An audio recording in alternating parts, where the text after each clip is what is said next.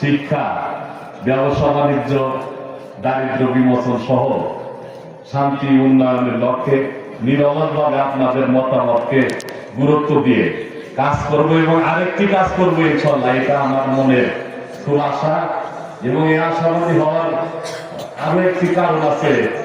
মানে ইসলামিক একটি ঘোষণায় দেখেছি আমি ইসলামিক তথ্যে যে মহান আল্লাহ পাক মানে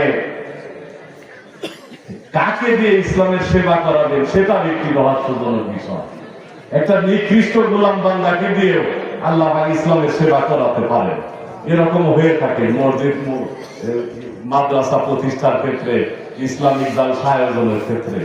আমার ভিউর দৌলতপুর এবং শিবালয়ের মহান আল্লাহ পাকের এই ভূমিতে আমার খুব ইচ্ছা, আমি আপনাদের কাছে এখন পরিবেশ পেয়ে প্রকাশ করছি, আমার খুব ইচ্ছা ইসলামের পতাকা যেভাবে এরকম পবিত্র দরবার থেকে যেভাবে পতাকা ঝান্ডা যেভাবে দিন দিন উদ্দিন হচ্ছে সুউঠছে, ইনশাল্লাহ যদি আমরা কামিয়াবি লাভ করতে পারি, মহান আল্লাহ পাক যদি আমাদের কাফেলাকে কবুল করে থাকেন ইনশাল্লাহ ভবিষ্যতে, তাহলে ভিউর দৌলতপুর এবং শিবালয়ে ইসলামিক প্রতিষ্ঠানের ব্যাপারে অগ্রাধিকার দিয়ে ইনশাল্লাহ কাজ করবো রাষ্ট্রের পক্ষ থেকে।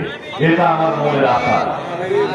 যা হোক, সকলের কাছে দোয়া প্রার্থনা করছি এবং অনেক দূর দূরান্তের মুরব্বী মুসল্লিগণ এখানে যাতায়াত করেন, তখন আমাদের গর্ব লাগে। মানিকগঞ্জের পক্ষ থেকে আমরা গর্ববোধ করি আমাদের হুজুরের আশেকানগণ এখানে আসে। যা হোক, পরিশেষে কথা তো অনেক আর বলবো না, আসলে কাজ করে যদি কিছু বোঝাতে পারি সেই আশা ব্যক্ত করে আপনাদের কাছে আবার দোয়া সহযোগিতা প্রার্থনা করে কথাগুলো শেষ করছি। আসসালামু আলাইকুম ওয়া রাহমাতুল্লাহ। আল্লাহ হাফেজ, সকলকে ধন্যবাদ।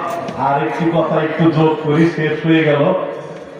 আমাদের নেত্রী বেগম খালেদা জিয়া দীর্ঘদিন অসুস্থ ছিলেন, ওনার সুস্থতা কামনা করছি। আমাদের নেতা জনাব তারেক রহমান ষড়যন্ত্রের কারণে দীর্ঘদিন উনি দেশের বাহিরে থাকতে বাধ্য হচ্ছে, ওনার নির্বিঘ্নে স্বদেশ প্রত্যাবর্তন আমরা কামনা করি এবং আপনাদের কাছে দোয়া করি।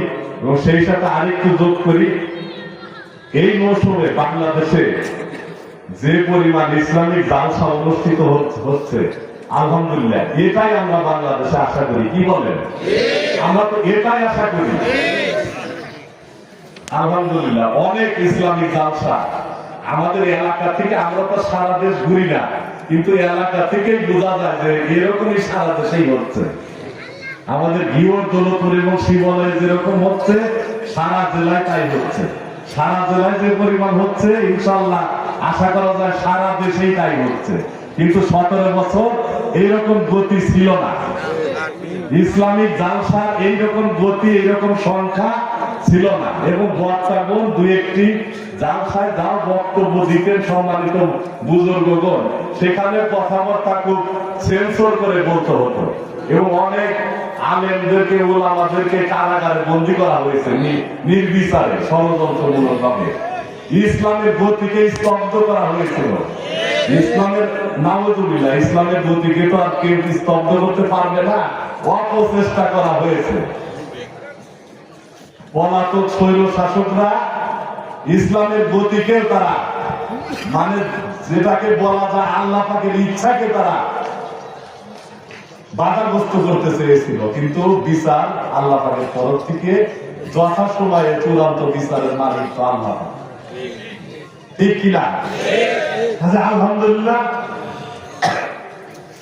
ইসলামিক জালসায় পুলিশ বাধাগ্রস্ত করতো, আপনারা জানেন। আমাদের আলেমদেরকে নির্বিচারে গ্রেফতার করা হয়েছে, নির্যাতন করা হয়েছে।